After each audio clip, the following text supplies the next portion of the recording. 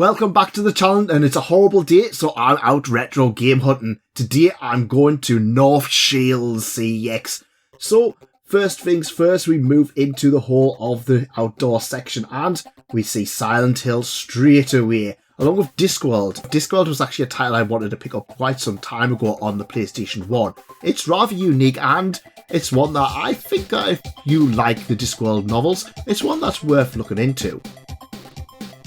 Of course, a lot of Pokemon stuff. This one seems to have a lot of ETBs in the window, but they don't actually sell Pokemon cards. Of course, we've got Castlevania on the Sega, along with Geist. Geist is a very interesting one on the Nintendo GameCube. It was basically released as Nintendo's answer to try and get the more hardcore crowd. It didn't really pan out. You basically possess different things and it's a lot of fun, but I can see why it didn't sell. Moving inside and straight away we have PlayStation 5 and first things first, Ratchet & Clank, £15, not so bad. But we also have Resident Evil 3 and 4. Now, Resident Evil is a franchise that I have an interesting history with because the first one I played was Resident Evil 4 on the Nintendo GameCube and I absolutely loved it. I then went on to 5 and 6 and honestly, I still enjoyed them for what they were. I then played the one on the Wii U and I didn't enjoy it quite as much. At which point I started going back and played Resident Evil 1. Not gonna lie, the tank controls, especially on the GameCube, was a little bit awkward and I never really got into it. I have started to try and pick up some of the more recent remakes of them. I do have Resident Evil 2 sitting on the shelf, but I've yet to play them. I am looking forward to trying getting these eventually. A few other titles that we normally see, nothing too exceptional, at least in my opinion. Just the usual stuff you'll see on PlayStation 5 releases.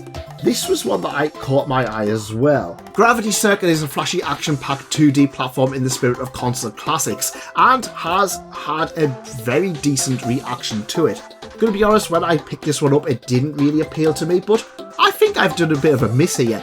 I think I probably should have picked it up. I do like my 2D platformers and this was a very cheap price point. I know it does have a Nintendo Switch version as well, so I probably should have picked that one up. What do you guys think? Should I have picked up Gravity Circuit or should I have left it on the shelves for somebody else? PlayStation 5 section, however, though, it's fine. There's a lot of staples here. You've got your God of Wars, your Horizons, your Ratchet & Clanks. Anything that you kind of want if you're collecting PS5, at least starting outwards. But nothing unique or nothing especially sticking out to me. Moving on to PlayStation 4, and there's a lot of unique titles here. We see Persona 5, we see a bunch of Uncharted games. Now, what is the difference between the Uncharted collection and the Uncharted other collection? They both seem to be the same price, but I can't tell the difference between them. Is it just the box, or does one have a little bit more, or does one have a little bit less? Let me know. I don't know much about Uncharted except I played them on the PlayStation 3 and wasn't a huge fan of them. But yeah, if these are only £8 for all of the games, I'm going to pick that up because that's still a very good deal. Moving down, we've got the likes of The Witcher, we've got The Walking Dead, and we've got these two, YouTubers Life 1 and 2. Yeah, these aren't great games, but honestly, for the price, they're kind of okay. YouTuber's Life is like a tycoon management simulating game when you try to be a YouTuber, and I played this on the PC back in the day, and it's not great, but for the price, they are cheap. They're kind of like a very imagined version of YouTube where basically, as long as you keep recording content, you're doing fine. You don't have to worry about SEO or thumbnails or anything like that. It's just if you make content, you'll be fine. A very cheap game on the PlayStation consoles, expensive elsewhere. There was nothing else really sticking out for me. There was a few looks like reprinted covers to me, especially that Just Cause. I can't remember the box of Just Cause 4, but they look very sus, at least in my eyes. There was also this Epic Chef. Now, I loved Overcooked, but Epic Chef, I don't know. It was made by Team 17, so I'm kind of assuming the same people worked on it as Overcooked, but I could be wrong. Again, it's another cheap game, so it might be worth looking into. Deadpool. Now, the Deadpool franchise has been an interesting title on the PlayStation 3 and PlayStation 4 because I think it's nearly always been fairly expensive. You play as Deadpool and you go through a bunch of levels just kind of killing things, and it's a really fun title. It's just one of those ones that it's fun, but it's not worth the price it's printed. It's very much not worth the price.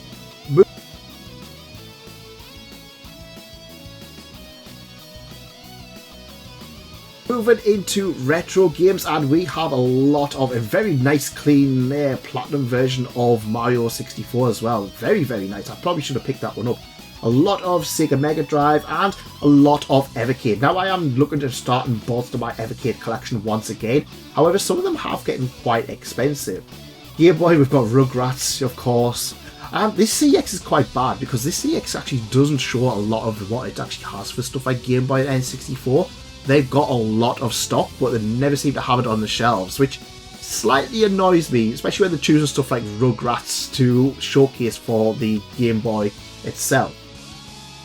But some very nice cardboard as well. That Super Mario World's very nice as well. I'm assuming that it was a collector who went and did that. 3DS got a lot of the usual suspects: Pokemon, Mario Party, Pokemon, Yoshi's Island, Zelda, Mario, you know the ones, all of our favourites that everybody wants for the 3DS.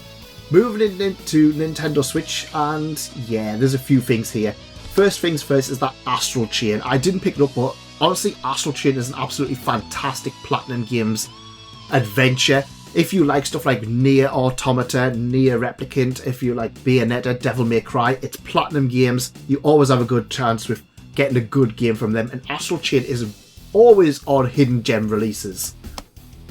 Moving down, reprinted cover for Donkey Kong Returns. We also had this one, Child of Light Ultimate Edition and Valiant Hearts The Great War. These are two fantastic Ubisoft releases which were bundled into one, and in my opinion, these titles are ones that are worth picking up. I think that's what they're asking for in CEX is fairly expensive, but it is one that I think is probably worth its value. Moving across, we have got a Celeste, we've got a few other titles, we've got Blue Fire. Blue Fire appears to be a 3D Metroidvania platformer blending fast-paced combat, challenging precision platforming and deep exploration. I'm going to be honest, I like platforming games, I like Metroidvania games quite a lot.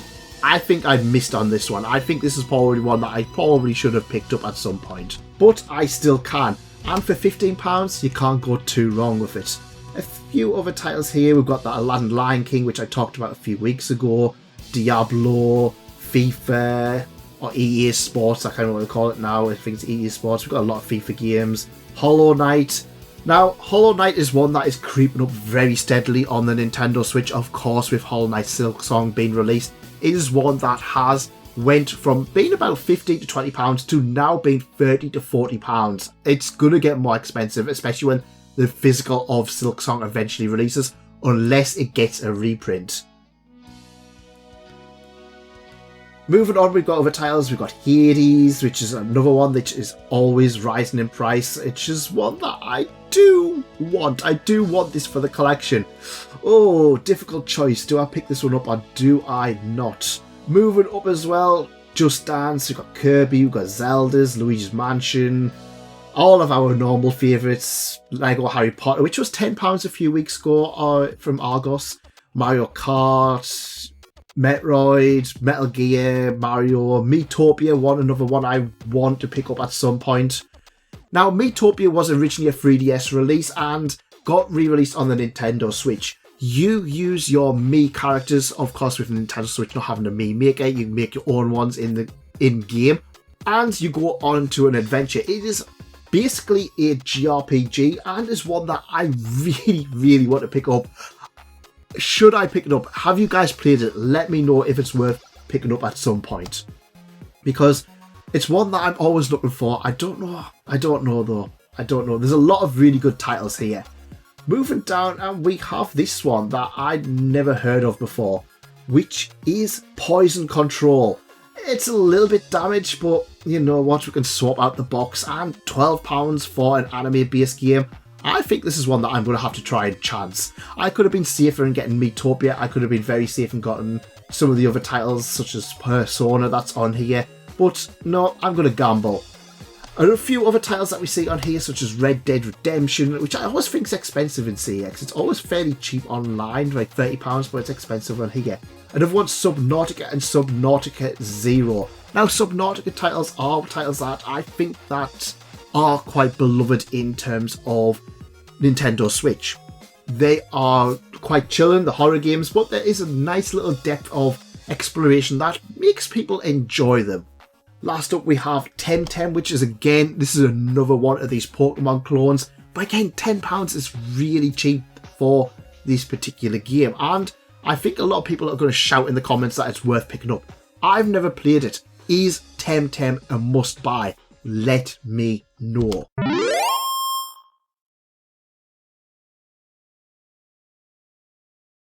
Back from North Shields and Newcastle, and it was a dreary day, but I managed to find the goodies, and those goodies came in form of Nintendo Switch games, of course. What else was I going for?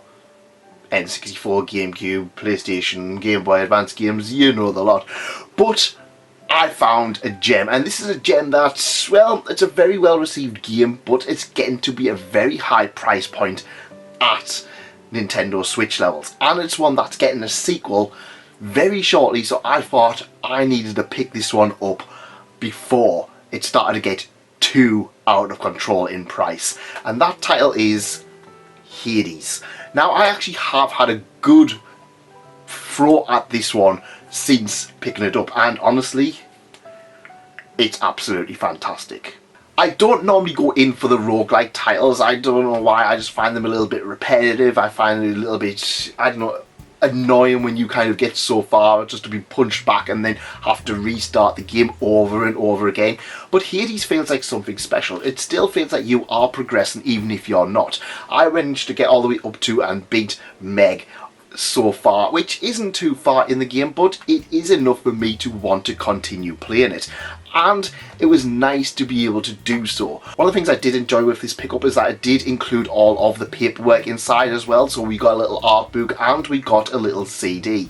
Well, not a CD, you know, a digital soundtrack, which hadn't been claimed. So that was really nice to at least be able to pick up. I always appreciate the music in these games, and Hades has a fantastic one. Hades has been a really enjoyable game that I can't wait to play more of, and you bet I'm going to be picking up Hades 2 when it releases later this year on the Nintendo Switch 2. It's an exciting physical, it's an exciting game. I've seen the reviews, I'm really hyped for it. But first, I'm going to have to sink more hours into this one.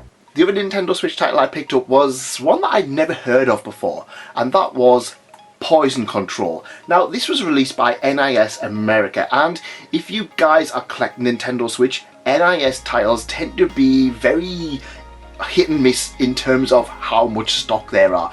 You can be looking on one day, there'll be so much stock, the next minute it'll be something that is incredibly expensive. Now, this one I took a chance on. It was fairly cheap, and it actually comes with all of the extras that you would expect, including a digital soundtrack and a little tiny art book. Art books are really tiny when it comes to Nintendo Switch. It's quite funny, it's just like a little small pamphlet.